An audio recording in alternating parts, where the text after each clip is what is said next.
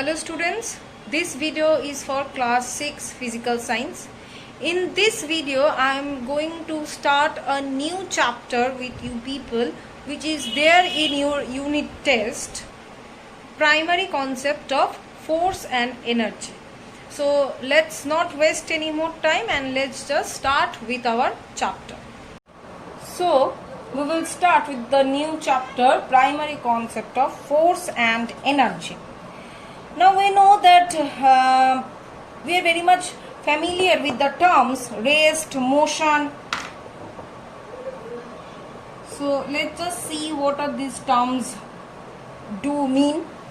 Rest means when an object does not change its position with respect to the time or with respect to surrounding.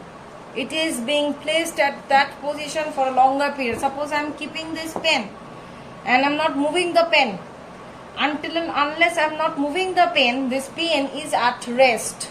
Okay, that means it is not changing its position with the time.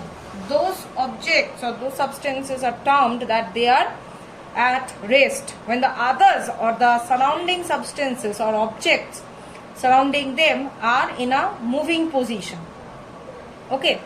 Next is that motion. That means when an object changes its position with respect to its surroundings, the object is said to be in motion. That means it is changing its position along with time.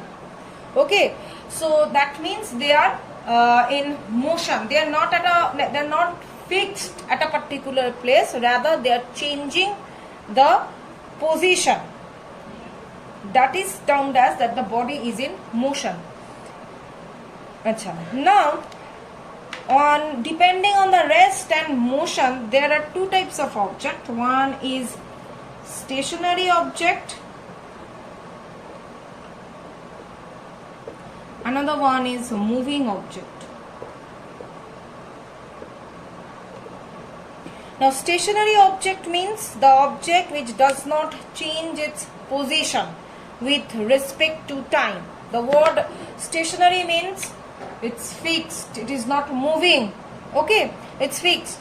So the objects which are not changing its position, rather they are fixed at a particular point, those objects are termed as stationary objects. Whereas moving object means, you know the meaning of the word moving very well.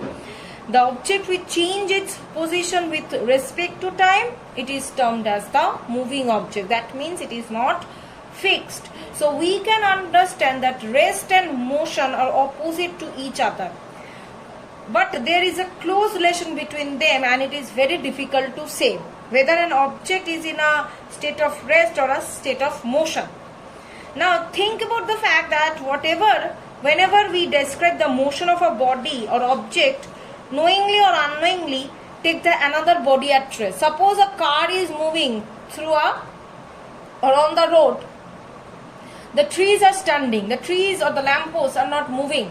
So I am telling that the car is moving with respect to what? With respect to those trees or the lampposts which are at rest. And I am telling those trees or the lampposts are at rest.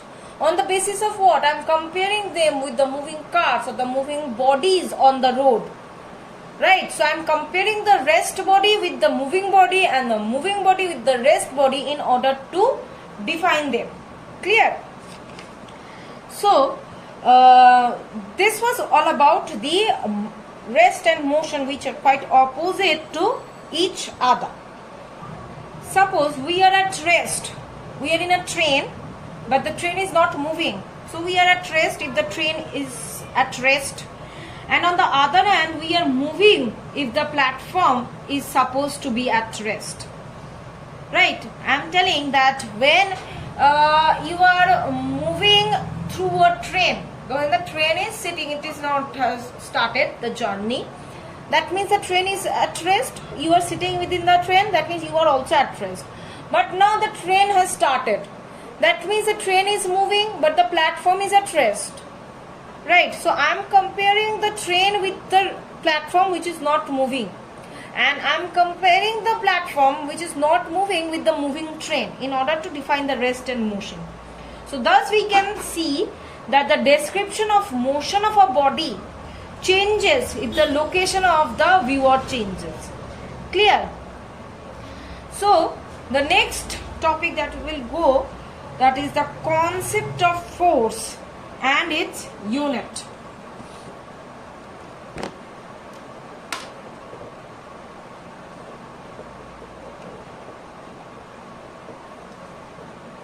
Okay. So when do we use the word force? It is very common in our daily life. We use force to walk on the ground, to lift a bucket full of water, to push a heavy bookshelf, to throw a cricket ball, to beat someone, or to do anything. We do require force, right? So what is it? A force may be defined. Then we can sorry, we can define this force as the external cause, right? It is the external cause which changes, or at least tends to change, the state of rest or uniform motion of a body in a straight line. Suppose a body is at rest, you are pushing that body with a force, that means the body will start to move. And suppose the bicycle or a body is moving, you are giving a lot of pressure or lot of force to stop it. That means from the motion the body has now come to the rest position. So we can say that it is the external cause which can make a body move and also can stop a moving body. Am I clear? So the unit of force in case of CGS, the CGS unit is dyne, whereas the SI unit is Newton. So these are the unit of force. Now there are different types of force, but you have to observe carefully that the fact that the force generally denotes a push or a pull. We can exert pushes and pulls. We must apply a push through something rigid, while a pull can act through a non-rigid connector like rope or wire. Okay, so force can be of various types. Now next we will see about or look into that what are the effects of force. First of all, it can set a stationary object or a stationary body into motion. That means, just now I said that it can make the body to move. It can stop a moving body, a speeding car. You are applying the brakes, the speeding car will stop. Next is that it can change the speed or direction of movement of a body. Obviously, when a bicycle is running faster, you apply the force on the pedal and you change the direction from straight to right hand, suppose. So you can. Next is that it can bring about change in dimension. A stretching force increases the length of the rubber band, whereas the compressing force decreases the length of the spring. So this was all about the effects of force. Now I am keeping the video till this much. In the next video I am going to continue with the chapter. Thank you.